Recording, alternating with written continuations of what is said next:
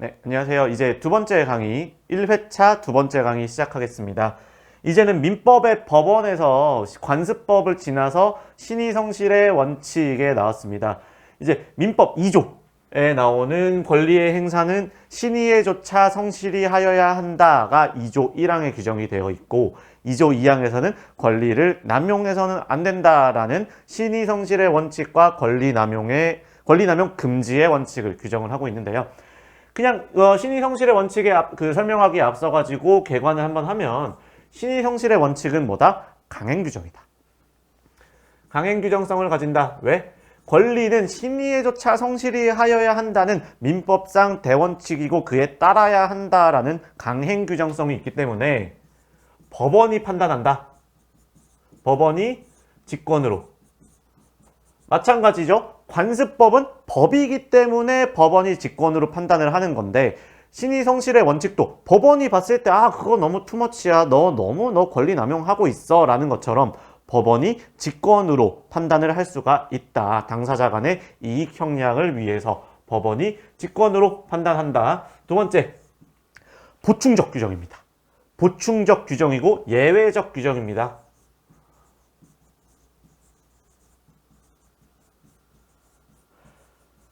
신의성실의 원칙을 들어서 함부로 계약 자유의 원칙을 깨트리면 안 된다. 너와 내가 계약을 맺었는데 그 계약 내용대로 당사자는 권리 의무를 발생하는 것이 계약의 구속력이고 계약 자유의 원칙이고 계약 내용을 어떻게 만들지는 당사자가 합의하에 자유롭게 정할 수 있는 건데 신의성실의 원칙을 들어가지고 그 계약 내용을 일부 제한한다? 예외적이고 적인 경우에만 적용이 될 수 있다. 즉 마지막에 최후의 방법이다. 신의성실의 원칙은. 그래서 개별적. 그래서 개별 사안을 잘 판단하셔야 됩니다. 신의성실의 원칙 아까 제가 처음에 시작할 때 2조 1항과 2조 2항을 언급드렸습니다. 이거 외에는 신의성실의 원칙에 관해서 민법 규정이 없어요. 권리의 행사는 신의에조차 성실히 하여야 한다. 권리는 남용하지 못한다. 되게 추상적인 규범이거든요. 추상적 규범이다. 그러니까 이게 그 내용이 뭔지 신의성실의 원칙이 이 사건에 적용될 수 있는지 없는지는 법원이 직권으로 판단을 하는 것이고 개별 사안마다 신의성실의 원칙이 적용이 될 수 있는지 없는지를 판단을 하시면 됩니다. 아시겠죠? 그러면은 이렇게 세 가지 정도 정리를 하고 신의성실의 원칙 관련해 가지고 설명드리도록 하겠습니다. 자, 1번입니다. 신의 측은 당사자의 주장이 없어도 직권으로 판단할 수 있다. 예. 왜? 강행규정성이라고 말씀을 드렸고 그리고 추상적 규범이기 때문에 법원이 사안마다 직권으로 직접 판단을 해서 신의 측을 적용할지 말지를 결정한다. 그래서 신의 측, 직권, 무조건 맞는 지문, 관습법도 마찬가지로 법원이 직권, 공식입니다. 자, 일반 행정법률 관계에 관한 관청의 행위에 신의 측은 특별한 사정이 있는 경우 예외적으로 적용. 신의 측은 보충적이고 예외적인 규정이라고 했습니다. 계약 자유의 원칙이 침해될 우려가 있기 때문이라고 말씀을 드렸는데 특히 일반 행정법률 관계, 행정의 목적은 공익 실현에 있다. 공익을 위한 것이 행정법률 관계인데 이런 행정법, 공익, 합법성의 원칙이 우위에 있어야 되는 원칙에 있어서는 그 합법성의 원칙을 희생하더라도 부득이 신의 측을 적용해야 될 예외적인 사안에서만 신의 측을 적용한다는 것이 판례의 입장인데 그렇기 때문에 앞에 근데 우리는 문제 객관식 풀 때는 그런 내용들 다 필요 없고 일반 행정법률 관계든 이 특별한 사정이 있는 경우 예외적으로 적용 신의 측 하고 끝내면 되는 것입니다. 아시겠죠? 자, 이제 밑에 3, 4, 5는 개별 사안인데 신의 측의 원칙이 적용되는지 한번 살펴보도록 하겠습니다. 사용자는 신의 측상 부수의 의무로서 보호 의무를 부담한다. 맞는 지문이고요. 숙박업자 보호 의무 부담한다. 맞는 지문입니다. 자, 그리고 더해서 보호 의무 관련해서 3개. 요거 인정되는 3가지 예시를 들어드리겠습니다. 사용자.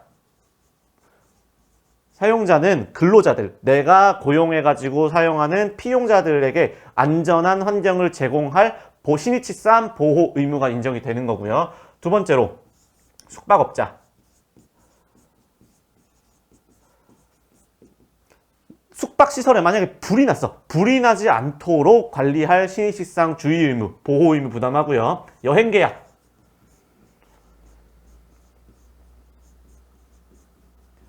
여행 계약자, 예를 들어 가지고 뭐 무슨 투어 뭐 이런 여행 계약업자들 있죠. 여행업자들. 그 여행업자들은 고객들이 와가지고 저 이런 거 하려고 하는데 뭐 괜찮을까요? 하면 그 여행업자들은 여기에는 이러이러한 좀 위험한 상품들이 포함되어 있다. 특히 수상레저 같은 거. 수상레저 같은 게 있으니 그런 거 주의하셔야 되는데 그거 하실 거예요? 라고 물어보기도 해야 되고요. 실제로 그 여행 전체를 하는 패키지 투어 과정에서 여러분들 조심하셔야 됩니다. 차 조심하셔야 됩니다. 보호 의무 있습니다. 마지막으로 하나만 더 하겠습니다. 병원. 그래서 보시면 병원도 입원 환자의 물건이 도난당하지 않도록, 훔쳐가지 않도록 잘 보호해야 되는 의무가 있습니다. 그래서 보호 의무 관련해서 사용자, 숙박업자, 여행계약, 병원, 즉 웬만하면 인정해주겠다라고 생각을 하시면 될 것 같습니다. 마지막, 항소권과 같은 소송법상의 권리에는 신의칙이 적용될 수 있습니다. 우리가 민법 2조에서 신의칙을 규정하고 있는 것처럼 민사소송법에도 신의칙 규정이 있거든요. 그래서 그거를 생각하시면 될 것 같아요. 그래서 민사소송법에서도 적용이 된다. 즉 신의칙이 적용되지 않는 분야는 없다라고 생각을 하시면 될 것 같습니다. 자, 숙박업자 보호의무 나왔고요. 공식입니다. 숙박업자 보호의무 부담한다. 오케이 했고요. 병원 나왔죠. 보호의무 있다라고 말씀드렸습니다. 다시 한번 사용자, 그리고 숙박업자, 여행계약, 여행업자, 그 다음에 병원. 네 가지 보호의무 인정되는 네 가지입니다. 요 네 가지가 나왔고 보호의무가 나오면 보호의무 인정된다 맞는 지문, 보호의무 인정되지 않는다 틀린 지문하고 그냥 넘어가시면 됩니다. 객관식은 그 정도로만 해도 충분해요. 보시면 여행업자는 신의칙상 보호의무를 부담한다. 오케이 그냥 찍으시면 되고요. 4번 사정변경의 원칙이 나왔습니다. 사정변경의 원칙이 나왔는데 사정변경의 원칙 요건만 한번 살펴보도록 하겠습니다.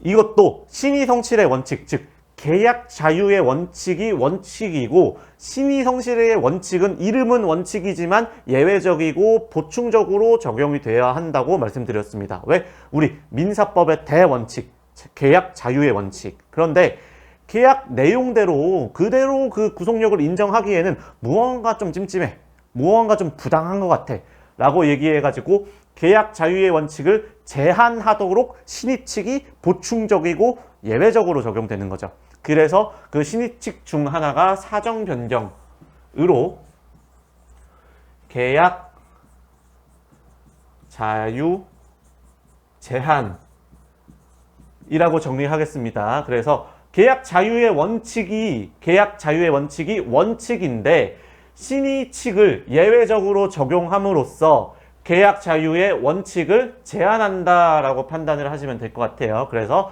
신의칙의 내용 중 하나인 사정 변경. 첫 번째 기객 현 명 두 문자부터 따드리겠습니다. 계약 성립에 기초가 된 객관적 사정이 계약 성립에 기초가 된 객관적 사정이 예상할 수 없어야 되거든요. 현저히 변경인데 and 예상 불가. 즉 계약 성립에 기초가 된 객관적 사정이 현저히 변경되었고 그 변경이 예상할 수 없었던 것인 경우 당초의 계약 내용대로 계약 자유의 원칙에 따라 가지고 계약의 구속력이 발생했는데 그 계약의 내용대로 그대로 구속력을 인정하는 것은 당사자 일방에게 명백히 부당.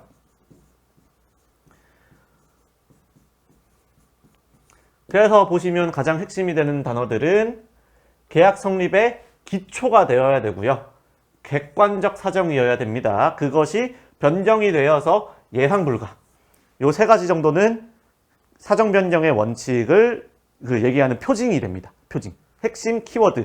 그래서 다시 한번 설명을 해드리면 계약 자유의 원칙이 원칙이다. 근데 신의성실의 원칙은 이름은 원칙이지만 예외적이고 보충적으로 적용된다. 그래서 계약 자유의 원칙을 제한하는 신의칙 중 하나인 사정 변경의 원칙이 적용되기 위해서는 계약 성립의 기초가 된 객관적 사정이 현저히 변경되어서 그리고 그 현저히 변경된 건 예상치 못한 것이어서 당초 계약의 내용대로 계약 자유의 원칙에 따라 가지고 체결한 계약의 내용대로 그대로 구속력을 인정한다면 당사자 일방에게 명백히 부당했을 때 사정 변경의 원칙이 적용이 되는 것이고요. 사정 변경의 원칙이 적용이 되면 기존의 계약 자유는 제한이 되는 것이다 라고 생각을 다시 하시면 될 것 같습니다. 자, 그래서 계약 성립의 근데 문제를 보면 바로 뭔가 이상하죠? 계약 성립의 기초가 되지 않은? 우리는 기객현명, 기초가 되는 객관적 사정이라고 말씀을 드렸는데 기초가 되지 않은 사정의 변경으로 블라블라 하는 건 신의칙에 반한다. 그러니까 계약 성립의 기초가 되지 않은 사정의 변경으로 계약 당시 의도한 계약 목적을 달성할 수 없게 되어 손해를 입은 경우 효력을 그대로 유지하는 것은 신의칙에 반하지 않는다. 계약의 효력을 그대로 유지할 수 있다. 즉 계약 자유의 원칙을 제한할 수 없다. 왜? 기초가 되지 않은 사정 변경이니까 사정 변경의 원칙이 적용될 수 없다. 즉 그대로 가도 된다. 신의칙에 반하지 않는다. 자, 5번인데요. 5번은 이제 금반원의 원칙에 관련된 쟁점입니다. 금반원, 반대되는 말을 하지 마. 자기 모순 금지 원칙. 처음에는 내가 A라고 해가지고 하겠다라고 했다가 뒤늦게 가지고 나 그거 안 할래 라고 통수 치지 마 라는 것이 자기 모순 금지의 원칙이거든요. 그래서 보시면 원래는 통수 치지 마. 그러니까 너 그거 자기 모순 금지의 원칙에 걸리는 거니까 원래 하던 대로 해 라고 하는 겁니다. 그런데 이제 특별한 게 우리 여러분들 계속 말씀드리는 게 강행법규의 입법 취지를 완전히 몰각이라는 말을 여러분들이 아마 들어봤을 겁니다. 기본 강의에서 윤동환 쌤이 강행법규의 취지를 완전히 몰각하는 경우 그 신의칙의 그 무효를 주장하는 것이 신의칙에 반하지 않는다. 자기 모순 금지의 원칙에 반하지 않는다라고 얘기를 했습니다. 토지거래 허가 구역 내에서 허가를 받아야 되는 거는 강행 규정이거든요. 토지거래 허가 구역 내에서 그런 토지 허가를 받아야 되는 강행 규정인데 그래서 허가를 받지 않았으면 계약이 유동적 무효입니다.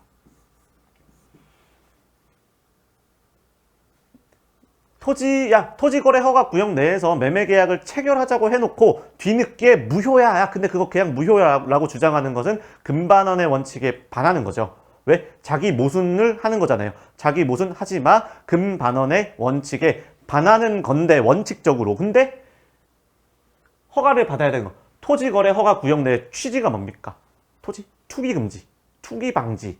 그러니까 여기는 토지 그 거래 과열 구역이니까 여기만큼은 너네 토지 할 때 허가 받아야 돼. 그거 허가 안 받으면 계약 무효야 라고 하는 투기 방지 목적의 강행 규정이에요.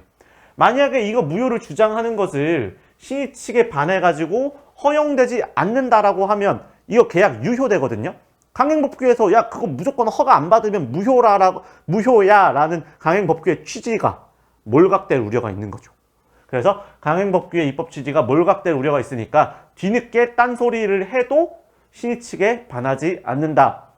신의칙 내용 중에서도 자기 모순 금지의 원칙, 금반원의 원칙에 반하지 않는다. 왜? 강행법규의 입법 취지가 몰각될 우려가 있다. 자, 다시 한번 보겠습니다. 신의칙에 반하는 것은 강행규정에 위반하는 것으로서 법원, 직권, 공식입니다. 신의칙, 강행규정, 법원, 직권 판단하시고요. 다음에 법정 대리인의 동의 없이 구매 계약을 체결한 미성년자가 나중에 비로소 동의 없음을 이유로 취소하는 것은 신의 측에 반하지 않는다. 앞에 토지거래 허가 구역 내용이랑 동일한 겁니다. 미성년자, 행위 능력자, 행위 제한 능력자, 행위 능력을 제한한 겁니다. 미성년자 보호를 위해서. 미성년자는 아직 판단할 수 있는 능력이 없기 때문에 우리 엄마 아빠의 동의가 없이는, 법정 대리인의 동의가 없이는 유효하게 단독으로 법률 행위를 할 수가 없습니다. 그래서 미성년자가 단독으로 법률 행위를 하기 위해서는 엄마 아빠의 동의가 필요한데, 이 동의가 필요하도록 하는 건 뭐다? 미성년자 보호. 우리 애기들을, 앞으로 자라나야 되는 우리나라의 미래들을 보호하기 위한 강행 규정이다. 그래서 그 동의가 없으면 계약을 사후에 취소할 수 있는데, 만약에 취소할 수 없다고, 동의 없음을 이유로 취소하는 것을 신의 측에 반한다. 너 계약 체결해놓고 나중에 뒤늦게 왜 취소하는 거야? 너 그거 이제 통수 치는 거 아니야? 금반환의 원칙, 신의 측으로 반한다고 해서 취소를 주장할 수 없게 하면 미성년자 보호라는 강행규정 입법 취지를 완전히 몰각시키게 된다. 그래서 신의 측에 반하지 않는다. 이런 거 용어 같은 거 주의해 주시고요. 한번 또 보겠습니다. 무권대리인이 본인을 단독 상속한 경우 본인의 지위에서 자신이 한 무권대리 행위 추인을 거절하는 것은 신의 측에 반한다. 이것도 세모입니다.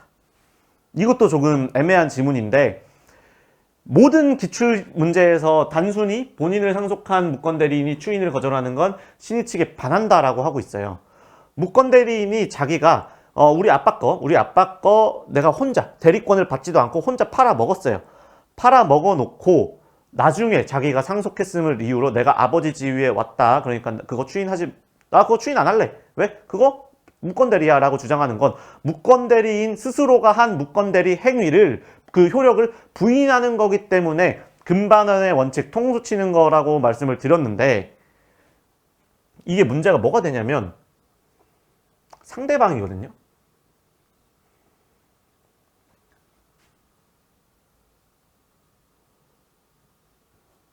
상대방이 선의무과실인 경우에만, 즉 상대방이 그 무권대리인, 너 무권대리인지 몰랐어. 너 진짜로 대리권이 있는 줄 알았어. 왜냐면 아들이니까 너 대리권이 있는 줄 알았어. 그러니까 너 무권대리인 아니었잖아 라고 생각한 상대방의 보호를 위해서 무권대리인이 추인 거절권을 행사하는 것은 금반환의 원칙에 반한다고 해서 무조건 무권대리인이 그 통수를 치지 못하게 했는데, 상대방이 만약에 알아요. 너 무권대리인이잖아. 근데 그 계약 오케이 할 거야? 라고 했을 때 상대방이 악이면 보호할 필요가 없다. 그러니까 선의무과실일 때는 금반환의 원칙에 반해서 무권대리인이 그거 무권대리 행위였어 라고 주장하는 거는 금반원이다. 너 자기 모순 금지 원칙에 너 지금 모순에 빠져 있는 거다 라고 할 수 있는데, 상대방이 악이면 상대를 보호해 줄 필요가 없습니다. 보호 필요성. 그렇기 때문에 이때는 추인 거절권을 행사할 수 있거든요. 즉 무권대리인 스스로가 무권대리 행위였음을 주장을 할 수가 있는 건데, 지문을 보시면 이런 선의 악의에 대한 판단이 없습니다. 근데 모든 지문에서 이거를 맞다고 체크를 하고 있어요. 2번 문제도 그렇고 이번 3번도 그렇고. 요거는 한번 여러분들께서, 요거는 아까 우리가 처음에 말씀드렸던 그 관습법이 위헌법률 심판의 대상이 되냐 안 되냐와 같이 상대적으로 판단해야 되는 지문, 그걸로 한번 판단을 해보시기 바랍니다. 그렇게 조금 요거는 주의가 필요하다. 상대적으로 다른 지문과 비교로 그 문제를 풀어내자. 그래서 1번을 보시면 위반하는 것이니까 직권으로 판단할 수 있다. 5였고요. 동의 없이 체결한 미성년자가 나중에 취소하는 것은 신의 측에 반하지 않는다. 왜? 강행법규 입법 취지를 완전히 몰각시킬 우려가 있기 때문에. 그러면 옳지 않은 거잖아요. 그래서 이게 옳은 지문으로 나타난 겁니다. 마지막 병원 보호 의무 끝났습니다. 병원 보호 의무. 자, 사용자, 숙박계약업, 숙박업자, 그 다음에 병원, 마지막 여행업자, 네 가지는 보호 의무 무조건 있다라고 체크를 하시면 될 것 같습니다. 자, 보세요. 유효하게 성립한 계약에 따른 급부의 이행을 청구하는 경우, 계약 자유의 원칙, 계약 내용 따라서 구속력을 인정하는 것이 계약 자유의 대원칙이다. 계약 자유의 대원칙인데 법원이 신의 측에 의하여 급부의 일부를 감축하는 것은 원칙적으로 허용되지 않는다니까요. 신의 측은 예외적이다. 신의 측은 예외적, 보충적이다. 그래서 원칙적으로는 허용될 수 없다. 다음에 보시면 자, 이건 아까 앞에서 우리가 1번 문제에서였나 2번 문제에서였나 그 일반 행정 법률 관계에서 예외적으로 인정된다라고 했습니다. 신의 측은 행정법, 공익을 관한 법, 공익에 관련된 법이다. 그래서 공공질서에 위해서 공익적 요구를 선행시켜야 할 경우 특별한 사정이 없는 한 신의 측이 우월하다? 아니죠. 공익적 요구, 합법성, 즉 전체가 모두 얘기해야 되는, 따라야 되는 법이 우선하는 거지 신의 측은 예외적, 보충적으로 적용되는 거기 때문에 합법성의 원칙이 우월하다. 합법성의 원칙을 희생하더라도 부득이 신의 측을 적용해야 될 예외적인 사유가 있으면 신의 측을 적용하는 것이지 이렇게 특별한 사정이 없는데도 신의 측을 합법성의 원칙보다 우선적으로 적용하는 것은 신의 측의 보충성에 반한다. 자, 2번 가겠습니다. 2번은 신의 측의 이제 의의를 말씀드리는 지문이에요. 그래서 이거는 어떻게 보시냐. 이익을 고려하여 형평에 어긋나거나 신의를 저버리는 추상적 규범을 말한다라고 해서 두 문자 따드렸습니다. 신의 측이란 법률관계의 당사자는 상대방의 이익을 고려하여 형평에 어긋나거나 신의를 저버리는 내용 방법으로 권리를 행사하거나 의무를 이행하지 않으면 안 된다는 추상적 규범을 말합니다. 예, 두 문자 따로 말씀드리지는 않겠습니다. 적절하지 않기 때문에 네, 그렇습니다. 자, 숙박업자 보호 의무 부담하고요. 인지 청구권에는 실효의 법리가 적용되지 않는다. 아, 실효의 법리. 이제 새로운 또 법리가 나왔죠. 실효, 뭐가 실효되냐? 상실한다, 효력을 상실한다. 권리가 효력을 상실한다. 왜 상실하겠어요? 장기간 행사하지 않았기 때문에. 우리가 소멸시효 제도 살펴보시면 됩니다. 소멸시효 제도는 근데 너무도 장기간이에요. 10년, 3년, 5년이기 때문에 실효의 법리는 소멸시효보다 조금 더 제한을 두어서 조금 더 짧은 시간 안에 권리를 상실시키는 효력입니다. 그래서 상당한 기간 권리를 행사하지 않았음에도 불구하고 그래가지고 상대방은 권리를 행사하지 아니할 것으로 믿었는데 그 믿었는데 정당한 사유도 있어야 되고요. 그 정당한 사유가 있고 근데 비로소 새삼스럽게 권리자가 권리를 행사했을 때 실효의 원칙이 적용되는데 이런 실효의 원칙이 뭔지 그 요건은 뭔지 구구절절 얘기할 필요도 없이 실효의 원칙, 권리가 실효되는 거는 상대방과의 관계에서 형평을 고려해야 되는 거거든요. 근데 인지청구권은 뭡니까? 가족법상 권리.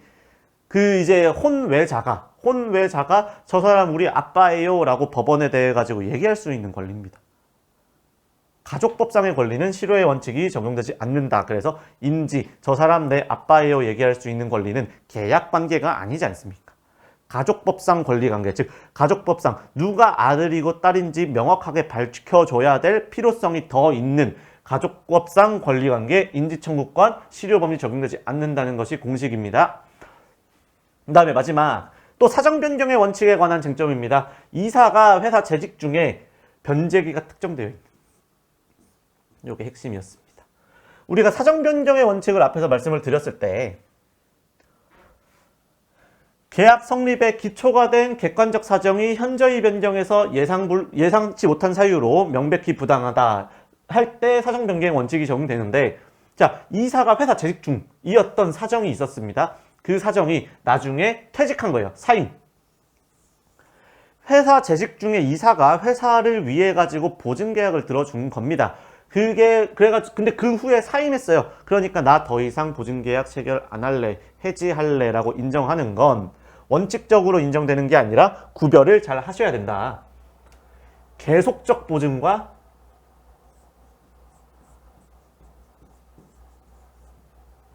그 다음에 확정적.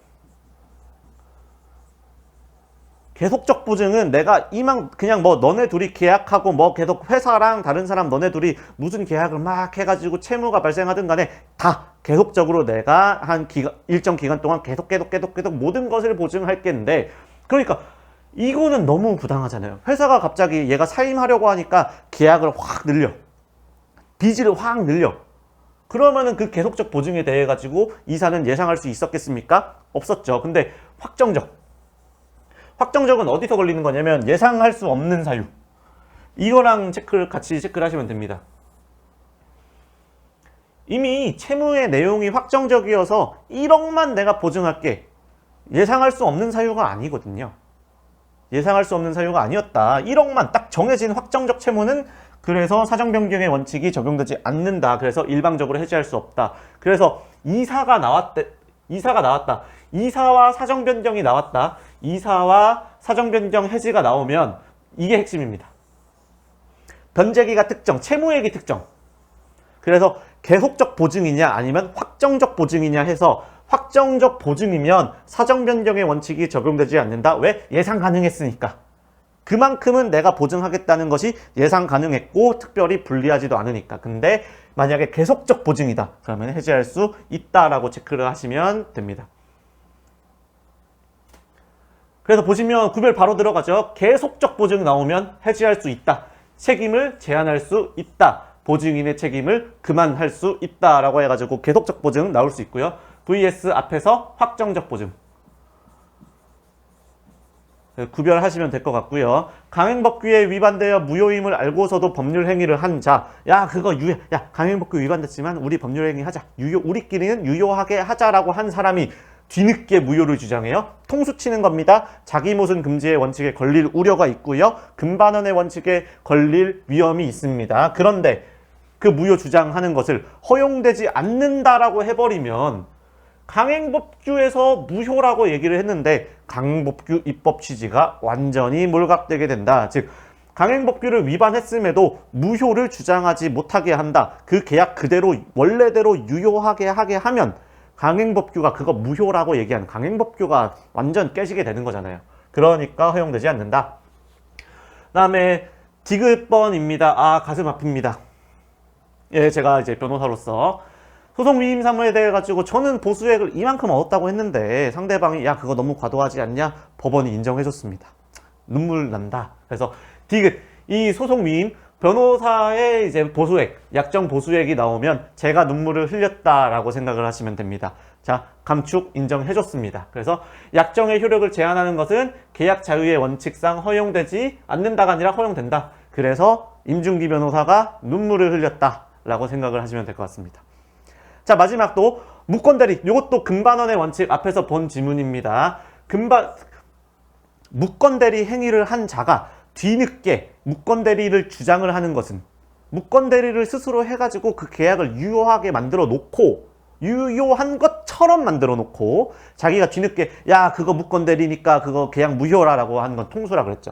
근데 이 지문은 좀 주의하자. 정말 따지고 보면 상대방이 선의 무과실일 때, 즉 상대방의 보호 가능성이, 보호 필요성이 있을 때만 그 무권대리 주장을 할 수가 없는 금반원의 원칙이 적용되는 건데 상대방의 보호 필요성이 없어요. 상대방이 악이에요. 상대방이 이 사람이 무권대리인 걸 알았으면 상대방이 더 이상 그 계약의 유효, 어차피 무권대리인 걸 알았으니까 계약이 효력이 없겠구나라고 알았던 겁니다. 이런 사람들까지 보호해줄 필요성은 없다. 그러니까 뒤늦게 무권대리 행위라고 주장을 할 수 있다. 근데 여기서도 아마 보시면 선악 내용이 들어있지 않죠? 그쵸? 상대방의 선악을 불문한다 이런 말 없잖아요, 지금 여기서. 그래서 이거 지문이 약간 애매한 지문이다. 저게 나오면 주의하자. 아마 앞으로는 조금 더 깔끔한 지문들로 구성이 되지 않을까 싶은데 우리 추세상 모든 기출문제가 이거를 동그라미 취급을 하고 있거든요. 맞는 지문으로. 즉 선의무과실 상관하지 않고 무조건 그냥 무권대리인이 추인 거절권을 행사하는 것은 허용되지 않는다가 맞는 지문으로 되고 있어요. 그래서 이거를 조금 주의해 주셨으면 좋겠다. 네, 6번 신의성실의 원칙과 파쇄 원칙에 관한 설명으로 옳지 않은 것은 이라고 체크를 하고 있습니다. 보시면 네, 요거 약간 그거랑 구별하셔야 됩니다. 사용자가 보호 의무가 있다. 사용자가 시의칙상 보호 의무가 있다랑 살짝 구별해 주셔야 되는 위치, 그 쟁점을 가르마를 잘 타셔야 되는 그 문제입니다. 보시면 회사가 나왔다, 사용자가 나왔다, 무조건 보호 의무로 빠지지 마시고, 회사와 근로자가 나왔는데 근로자가 퇴직금도 다 받고 뭐도 해고 뭐 그 보상금까지 다 받아놓고 8개월 뒤에 갑자기 다 해고 오케이 대신에 그 돈 줘 퇴직금 다 줘 막 꿀꺽 해놓고 뒤늦게 근데 그거 해고 무효였어요 라고 주장하는 건 통수 치는 거 아닙니까? 회사 입장에서 금반원의 원칙에 위배되는 위법한 것이다. 맞는 지문이고요. 자, 2번 아까 말씀드렸습니다. 회사 이사가 나왔는데 이사가 나오면 뭐죠? 계속적 보증이었으면 시의 측 사정 변경이 적용되어서 계약 자유의 원칙 제한 해지권 행사 가능인데 만약에 채무액이 변제기가 확정된 채무면 예상 가능했잖아. 사정 변경의 원칙 적용될 수 없어. 그래서 보시면 보증 당시 채무액과 변제기가 특정되어 있는 요게 핵심이라 그랬죠. 그러면은 사임하였다고 하더라도 사정 변경을 이유로 해지할 수 없다. 어쩔 수 없다. 확정 채무. 그래서 여기 이사가 나오고 보증이 나오고 핵심은 계속적 보증이냐 아니면 확정적 보증이냐로 구별해서 객관식 답을 찍어주시면 되겠습니다. 그 다음에 3번 시의 측의 파생 원칙으로서 사정 변경의 원칙에서의 사정이란 요거 있었죠. 여기였나요? 사정이란 지문 안 보고 요거부터 바로 보겠습니다. 기객 현명으로 가겠습니다. 계약 성립의 계약 자유의 원칙을 제한하는 거니까 계약 성립의 기초가 된 그 기초가 된 객관적 사정이란 기초가 된 객관적 사정 당사자에게 계약 성립의 기초가 된 사정을 가리키고 맞는 말이죠. 계약의 기초로 삼지 않은 사정이나 어느 일방 당사자가 변경에 따른 위험을 떠안기로 한 사정 포함되지 않는다.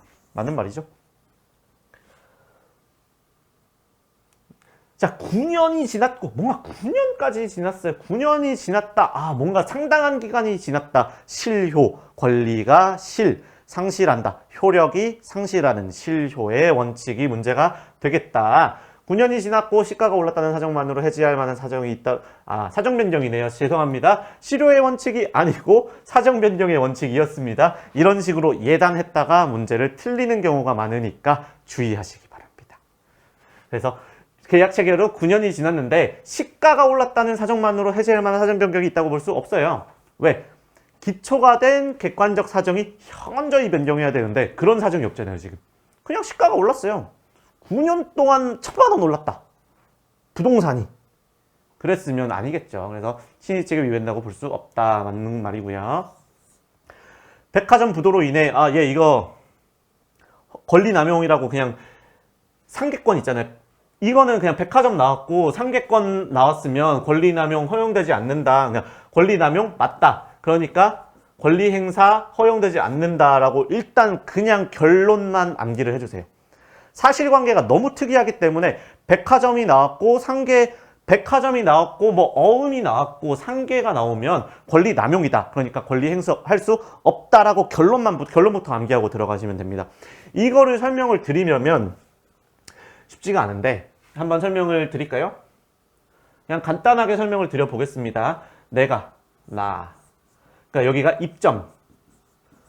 예를 들어가지고 뭐 윤동환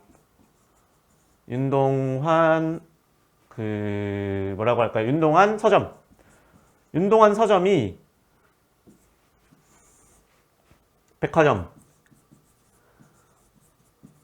윤동환 서점이 백화점에 입점을 하고 있었어요. 근데 차임을 지급을 못한 겁니다.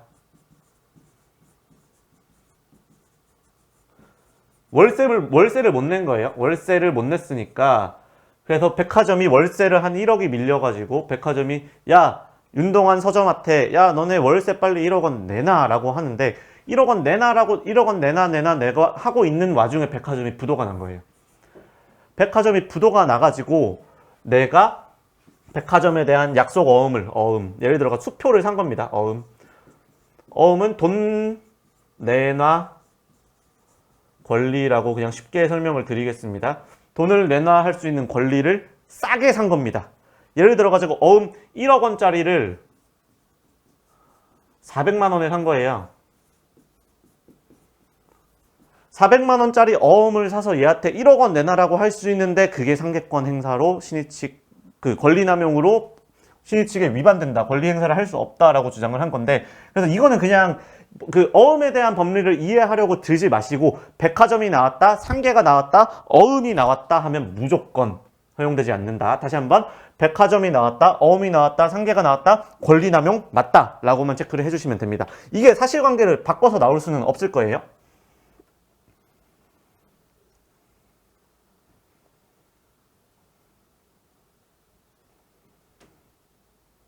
예, 맞습니다. 그래서 이제 7번 보시면 신의 성실의 원칙은 임의 규정이기 때문에 아니죠. 강행 규정성이라고 그랬고, 그러니까 법원이 직권으로 해야 된다고 했습니다. 법원이 판단할 수 있다는데 앞에가 있죠. 당사자의 주장이 있어야가 아니고 당사자의 주장이 없더라도 법원이 직권으로, 즉 강행 규정이기 때문에 법원이 직권으로. 관습법과 똑같습니다. 관습법도 법이기 때문에 법원이 직권으로 당사자의 주장을 기다릴 필요 없이 라고 해서 공식으로 풀어주시면 되겠고요. 아까 기억인가 1번 지문이랑 똑같습니다. 퇴직금, 해고? 너 해고 오케이. 대신에 퇴직금 다 줘. 퇴직금 다 주고 해고 보상금 다 줘 해놓고 갑자기 야 그거 해고 무효라고 회사를 통수 치는 겁니다. 금반원의 원칙에 반합니다. 신의 성실의 원칙에 반합니다. 그래서 1번은 틀렸고 2번은 맞는 지문이고요. 대항력 있는 임차권자가 권리가 없다고 확인해주는 상대방에게 권리를 주장하는 것은 특별한 사정이 없는 한 신의 성실의 원칙에 반한다. 권리가 없다라고 해놓고 나중에 권리를 주장하는 겁니다. 신의 성실의 원칙에 반하죠. 2번, 3번 똑같이 판단하시면 될 것 같습니다. 왜? 대항력이 있는 임차권은 저당권과 같은 효력이 되게 강력한 효력이 있습니다. 그러니까 이거를 난 근데 그런 거 없어요 라고 했다가 먼 훗날 갑자기 임대차가 종료하면서 근데 나 대항력 있는 사람이었는데, 나 되게 강력한 권리가 있는 사람이었는데 라고 주장을 하는 건 그 양수한 사람에게 약간 불이의 타격을 줄 수 있다. 그래서 신의 성실의 원칙에 반한다라고 체크를 하시면 될 것 같고요. 보증인 블라블라블라블라 계속적 보증계약 해지할 수 있다. 그래요. 공식.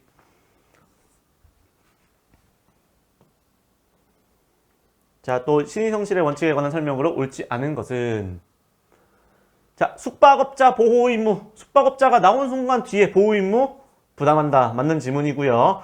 강행법규에 위반해서 무효인 법률 행위를 했어요. 스스로 유효하다고 주장하면서 했어요. 스스로 유효하다고 주장하면서 법률 행위를 해놓고 그 뒤에 무효를 주장하는 것. 자기 모순 금지 원칙에 반하는 거 아니야? 너 통수 치는 거 아니야? 근데 판례는 아니다. 그거 그렇지 않다. 신의 측에 반하지 않는다. 왜? 금반원의 원칙에 반하지 않는다. 강행법규의 입법 취지를 완전히 몰각할 우려. 그러니까 무효 주장을 할 수 있게 해줘야겠죠. 무효 주장을 할 수 없게 되면 유효하다는 소리인데, 강행법규에 위반해서 무효인 걸 유효하게 만드는 거잖아요. 강행법규 입법 취지를 완전히 몰각. 그러니까 그것만큼은 자기 모순 금지 원칙에 반하지 않는다. 그래서 3번 지문 이제 넘어가 보겠습니다. 기초가 된 기객 현명, 사정 변경, 기객 현명, 기초가 되지 아니한 객관적 사정이 예상치 못한 목적을, 계약 성립의 기초가 되지 아니한 객관적 사정이 그 후 변경되어서 일방 당사자가 계약 당시 의도한 계약 목적을 달성할 수 없게 됨으로써 손해를 입게 되었더라도 뭐가 뒤에가 문장이 이상한 문장이 나오나 보네요. 계약의 내용 효력을 그대로 유지하는 것은 신의 측에 반하지 않는다. 반하죠. 왜? 사정 변경의 원칙에 대한 내용이, 그 요건이 앞에가 충족이 되었잖아요. 그러면 계약 자유의 원칙을 제한할 수 있다라고 해서 다시 한번, 계약 성립에 기초가 된 객관적 사정이 현저히 변경되었고 그것이 예상 불가능하다면 그 원래 계약 내용대로의 구속력을 인정하는 것이 일방 당사자에게 명백히 부당하다. 그러면 사정 변경의 원칙이 적용되어서 계약 자유의 원칙이 제한된다라는 거잖아요. 성립의 기초가 되지 아니한 객관적 사정이 변경되었습니다. 객관적 사정이 변경되었습니다. 그러면 그대로 계약 당시 목적을 달성할 수 없게 되어서 명백히 부당, 손해를 입게 되었으면 계약 자유의 원칙이 제한된다. 즉 사정 변경의 원칙이 적용된다. 그래서 내용의 효력을 그대로 유지하면 안 되죠. 그러니까 계약의 효력을 그대로 유지하는 것이 신의 측에 반하지 않는다? 아니요. 반한다. 계약 사정 변경의 원칙이 적용된다. 자, 4번. 채권자가 채권을 확보하기 위해 가지고 명의 신탁한 다음에 강제 집행을 하는 것은 신의 측에 비추어 허용될 수 없다. 맞습니다. 탈법적인 행위거든요. 탈법적인 행위거든요.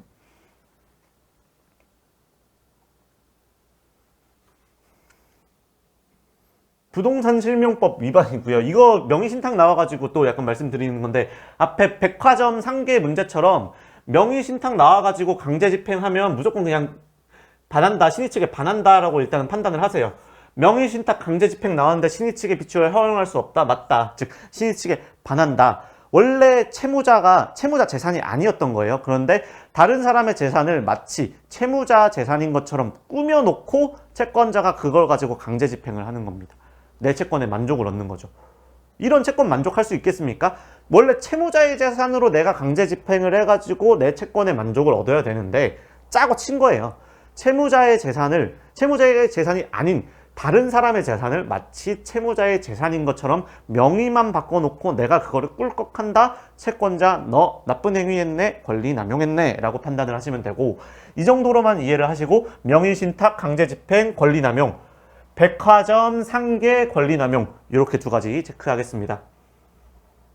자, 실효의 원칙은 항소권, 소송법상 원칙 적용될 수 있다고, 아까 신의 성실의 원칙은 소송법에도 적용될 수 있다. 즉 항소권, 원래 항소라는 것은 1심 판결, 딱 1심 판결 선고하겠습니다. 판사님께서 판결을 하시고요. 그 판결문을 내가 받아본 다음 날부터 2주가 지나야, 민사소송법 396조 찾아보시면 되겠지만, 판결문을 내가 받아본 날로부터 2주가 지나면 원칙적으로 소멸하는데, 기한에 정함이 없는 항소권이라는 게 있고, 무조건 소송법상의 권리에도 신의 측은 적용될 수 있다. 민사소송법에 신의 측 규정이 있다. 그러니까 민사소송법에도 실효의 원칙, 신의 측이 적용될 수 있다 정도만 체크하고 넘어가겠습니다. 자, 니은번 가겠습니다. 사정 변경 나왔는데 예견할 수 있었다?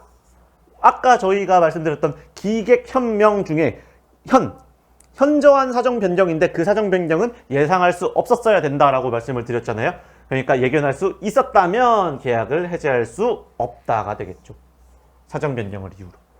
자, 이것도 또 그 근로자 퇴직금 통수입니다. 근로자 퇴직금 경과한 후에 다투는 거, 해고가 다시 그거 무효라고 제기하는 건 금반원. 즉 근로자 퇴직금 통수 금반원 맞다라고 하고 넘어가겠습니다. 자, 계약 성립의 기초가 된 객관적 사정, 아마 객관적 사정이란 말이 생략되어 있는 겁니다. 기초가 된 사정이 현저하게 변경되고 성립 당시 예견할 수 없었으며 그로 인해서 계약을 그대로 유지하는 것이 당사자에게 불균형, 명백히 부당한 경우에 당사자는 사정 변경을 이유로 계약을 해제하거나 해지할 수 있다. 사정 변경의 원칙의 의의를 말하는 지문이었습니다. 자, 신의 성실의 원칙에 대한 설명 중 가장 적절하지 않은 것은 계약 해제의 원인이 된 채무 불이행에 관해서 해제자가 원인의 일부를 제공하였다고 이렇게만 생각하시면 원상회복은 진짜로 100% 그대로 돌려줘야 됩니다.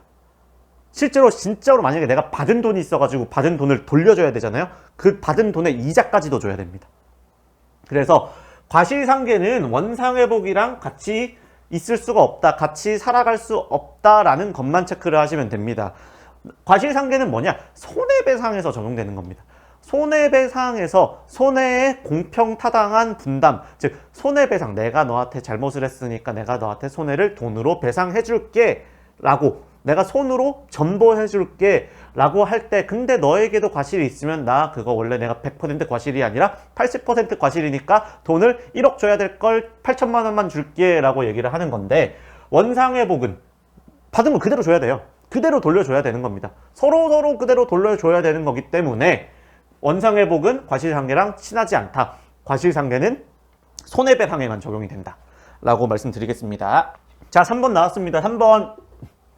네, 3번 나왔습니다.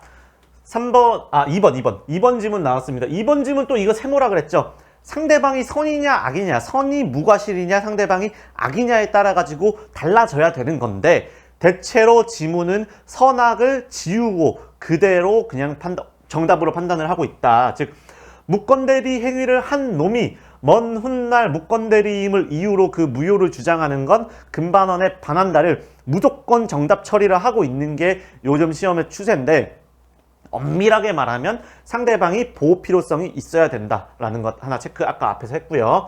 3번, 취득 시효 완성 후 모르고 어떠한 권리도 주장하지 않았는데 이에 반해서 갑자기 취득 시효 주장을 하는 건 신의성실의 원칙상 허용되지 않는다. 네, 맞습니다. 이거 맞는 질문이고요. 왜냐면은 취득 시효라는 제도에 대해서 우리가 이제 물권법에 나오는 제도인데, 취득 시효 그냥 쉽게 말씀을 드리면 일정한 기간이 지나면 내가 그 땅을 먹는 겁니다. 내가 이렇게 이 땅에 대해 가지고 이렇게 20년 동안 서 있으면 이 땅이 내 땅이 되는 거예요. 어떻게 보면 땅 도둑놈이거든요. 땅 도둑놈. 판례는 그래서 취득 시효는 웬만하면 잘 인정을 안 해주려고 합니다. 그러니까 취득 시효자 너 보호 필요 없어. 그러니까 너 나중에 시효 주장하는 거 할 수 없어. 그러니까 신의칙상 허용되지 않아.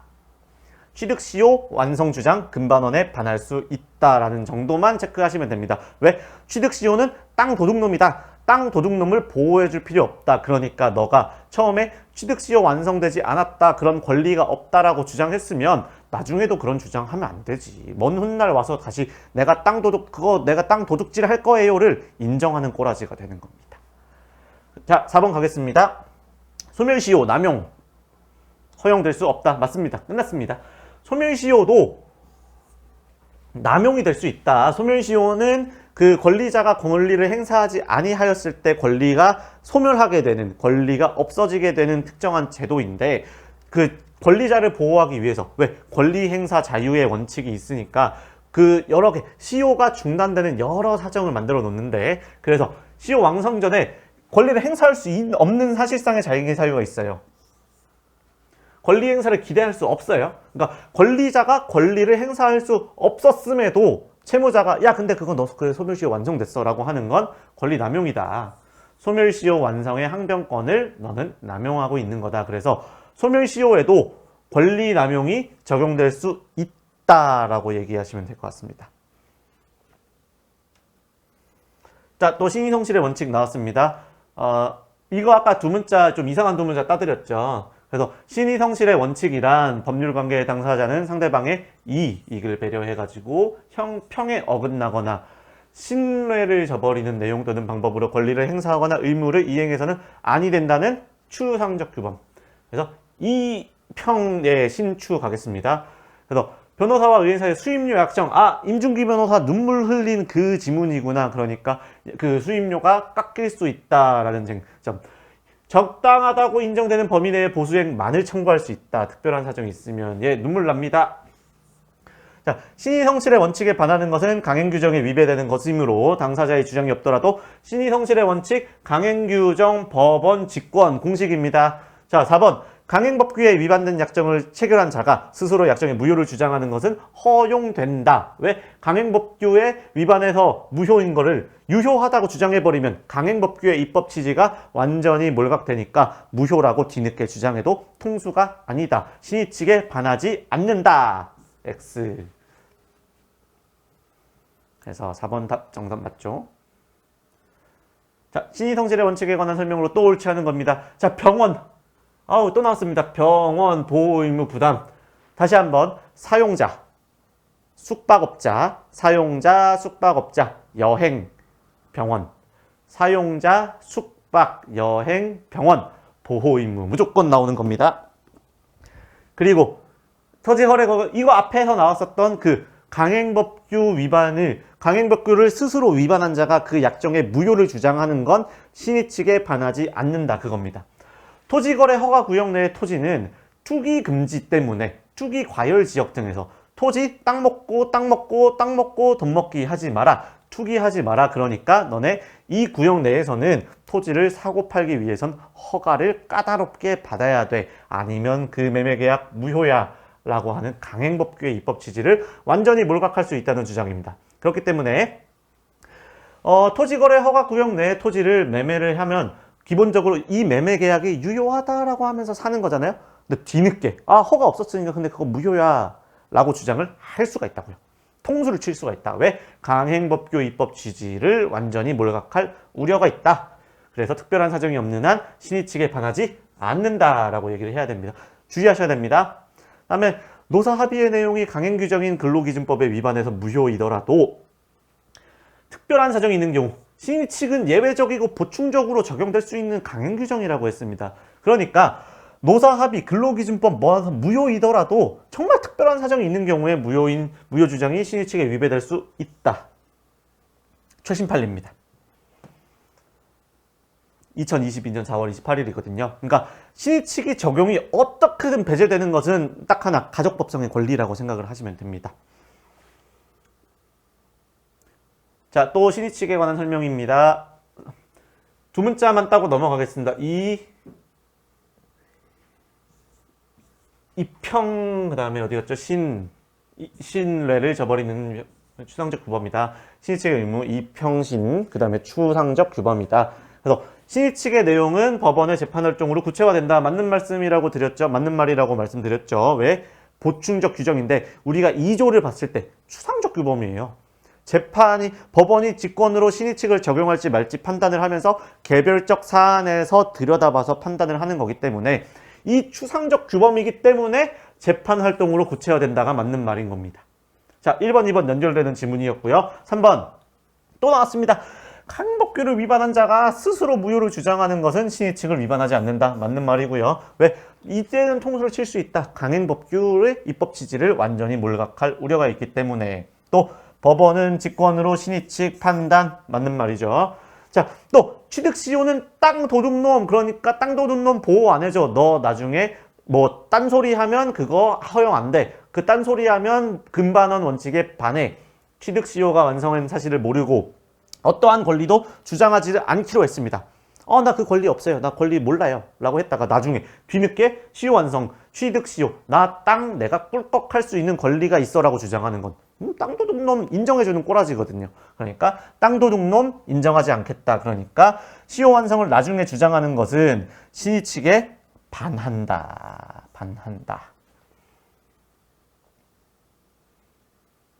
자, 이번에는 또 나왔습니다.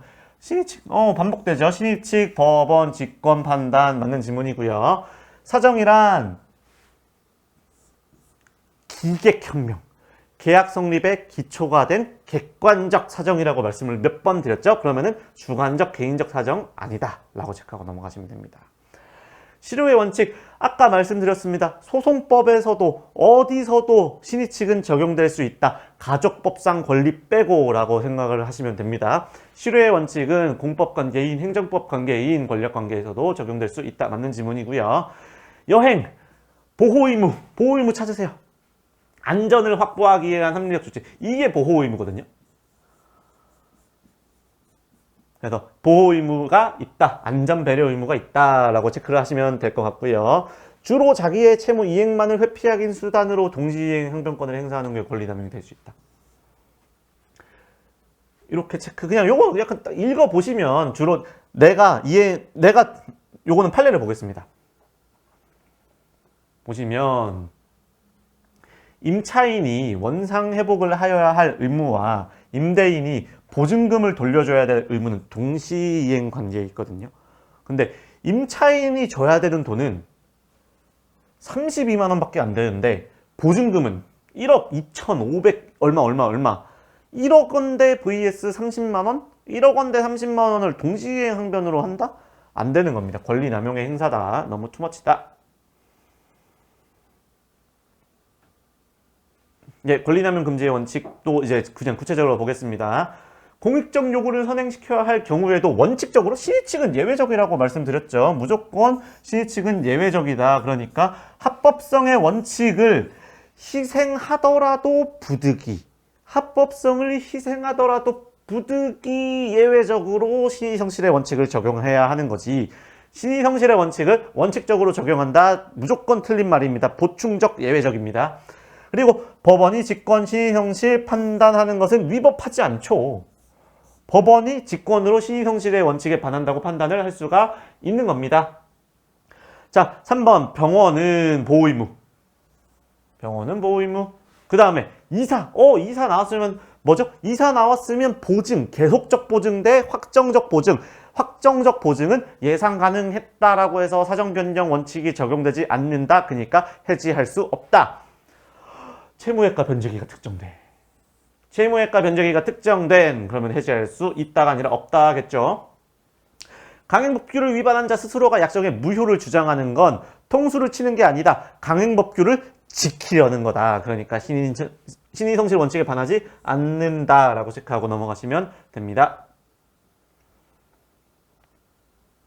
네, 이것도 마찬가지죠.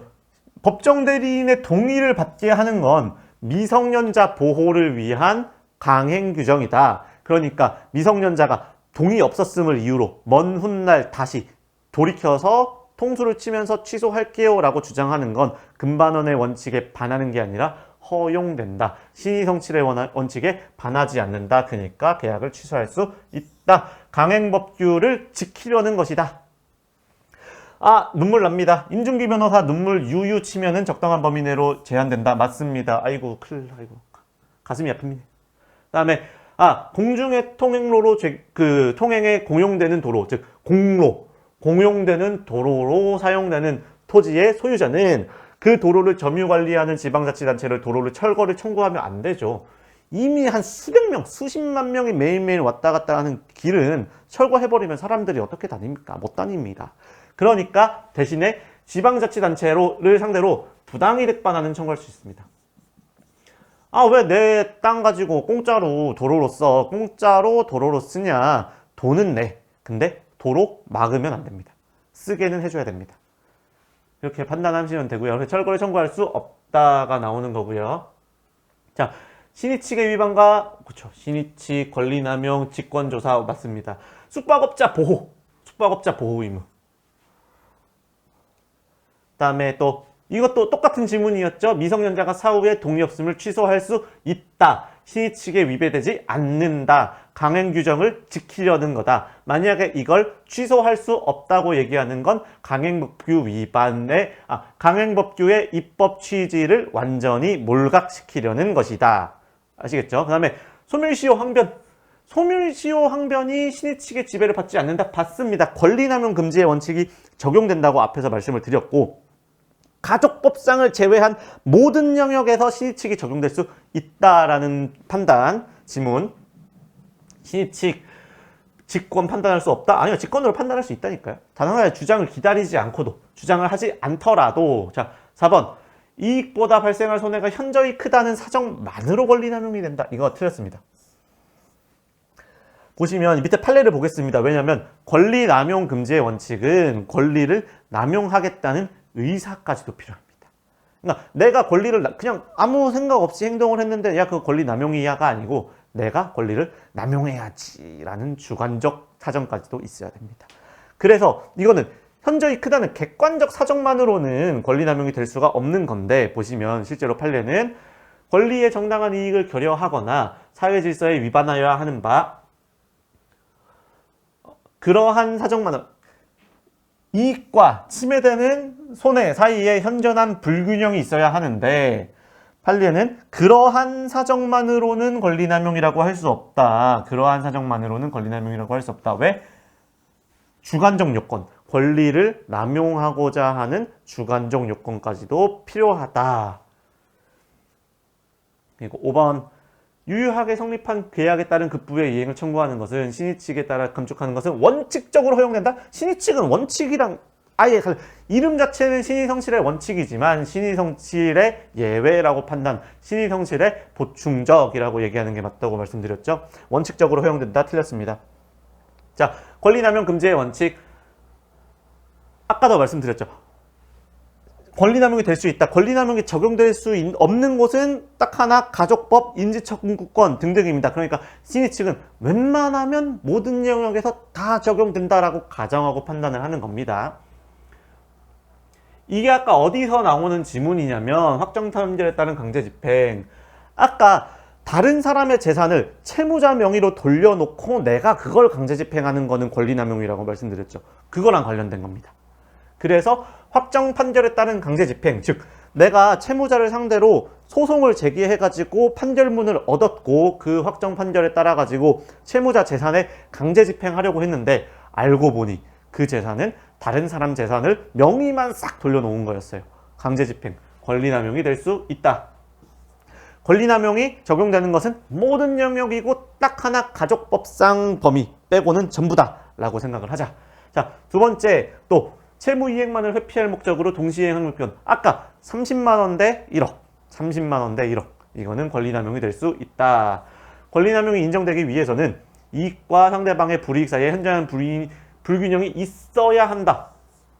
주의하셔야 합니다. 불균형이 있으면 무조건 권리남용이 될 수는 없으나 이게 있어야 하고 플러스 주관적 남용하고자 하는 의사까지도 있어야 하는 겁니다. 그래서 이게 있어야 하는 거는 요건 하나가 있어야 된다. 맞는 말이다. 그래서 불법 행위가 되어 발생한 손해배상 청구권은 1년의 단기 소멸시효 이런 거 규정 없습니다. 왜?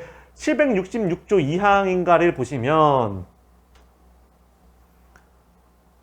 766조 1항 불법 행위로 인한 손해배상의 청구권은 피해자나 그 법정 대리인이 손해 및 가해자를 안날로부터 그냥 3년 불법 행위로 인한 손해배상 청구권은 소멸시효가 법에 규정되어 있다. 2항에서 불법 행위를 한 날로부터 10년이 경과한 때에도 전환과 같다라고 주장을 하는 겁니다. 자, 건물 철거 청구가 권리 남용이 인정된 경우라도 건물의 소유자에게 부당이득으로 반환할 청구를 할 수 있다. 이거 그거랑 같은 결에서 판단해 보시면 됩니다. 권리 행사 자체가 제한되는 거지 권리가 소멸하는 것은 아니다라는 측면에서 공로로 됐을 때 지방자치단체를 상대로 그 도로 막아주세요. 도로 철거할게요. 라고 하는 것은 권리 남용이지만 신의칙상 허용되지 않지만 그 지방자치단체가 무료로 도로를 사용할 수는 없다. 내가 도로에 대한 소유권은 내 거다. 그러니까 그에 따라서 부당이득은 내놔라고 주장할 수 있는 것과 같이 토지 소유자의 건물 철거 청구가 권리 남용으로 인정됐어요. 건물을 철거할 수 없게 되더라도 토지 소유권자, 그러면 건물 소유권자는 공짜로 그 토지 위에 건물을 지어 놓는 거잖아요. 그럼 토지에 대해서 그 차임 상당의 부당이득은 내놔라고 얘기할 수 있는 것입니다. 자, 5번 아마 이게 마지막 질문이 되지 않을까 싶은데 요거까지만 하고 오시겠습니다. 자, 갑 소유의 X 토지 소유자의 X 화율의 동의 X 상호 성분을 설치했다. 이후 병이 X를 매수하고 소유권시더라도 동지라 이런 사례형 객관식이 나왔을 때 이제 여러분들이 가장 많이 당황을 하실 텐데 너무 당황하지 마시고 사례를 읽지 않아도 지문만 보고 풀 수 있는 문제들도 많습니다. 그러니까 사례가 너무 길고 복잡하면 사례부터 봤다가는 괜히 머리가 아파지니까 지문부터 한번 보겠습니다. 뭔지 위에가 뭔지 모르겠는데 권리남용, 직권 판단할 수 있죠? 그렇습니다. 그리고 뭐 정당한 이익이 없음에도 오직 손해나 고통을 주는 목적이 아니라면 권리남용의 의사가 없다면 권리남용이라고 할 수 없다. 맞는 말이네요. 남용의 주관적 의사가 뭡니까? 나에게 이익이 되는 것은 없음에도 오로지 상대방에게 고통이나 손해를 주려는 권리남용의 의사잖아요. 그게 없대요. 그런 목적이 아니면 권리남용이라고 할 수 없다. 그리고 취득한 후 장기간 송전선 철치에 대해서 이의를 제기하지 않았으면 용인하였다고 볼 수는 없다. 예, 없는 게 맞습니다. 소유권은 배타적이고 항구적인 권리입니다. 소유권은 내가 이 물건에 대해서 이 분필에 대해 가지고 내가 평생 소유할 수 있는 권리인데 이걸 가지고 장기간 행사하지 않았다고 소유권이 상실됩니까? 소유권은 실효의 원칙이 적용되지 않는다. 영구적이고 배타적인 권리다. 그러니까 소유권이 제한된 상태를 용인했다고 볼 수는 없다. 자, 4번. 실효의 법리를 적용하기 위해서는 권리 불행사를 신뢰할 만한 정당한 사유가 있어야 한다. 맞는 말이거든요. 실효의 법리, 권리자가 권리를 상당한 기간 행사하지 않았고 상대방은 그 권리 불행사를 믿었는데 정당한 이유가 있어. 그럼에도 불구하고 권리자가 비로소 새삼스럽게 권리를 행사한 경우 실효의 법리, 권리 행사를 효력을 상실시키는 법리인데 그러니까 상대방의 권리 불행사를 신뢰할 만한 정당한 사유가 있어야 한다. 맞는 말이고요. 상공의 송정선이 통과된다는 사실을 알고 매수했다고 해서 청구가 신의 측에 반한다고 할 수 없습니다. 소유권은 정말로 강력한 권리이기 때문에 그게 송전선이 위에 지나가고 있으면 내가 저거 철거시켜야지. 앞으로 철거시킬 거야. 땅을 산 다음에 저거 철거시킬 거야 라고 생각을 하고 사는 겁니다. 그러니까 철거 청구할 수 있다 라고 얘기를 하면 되고요. 이렇게 지문만 봐도 풀릴 수 있는 문제인데 한번 살펴볼까요? 그냥 갑이 만약에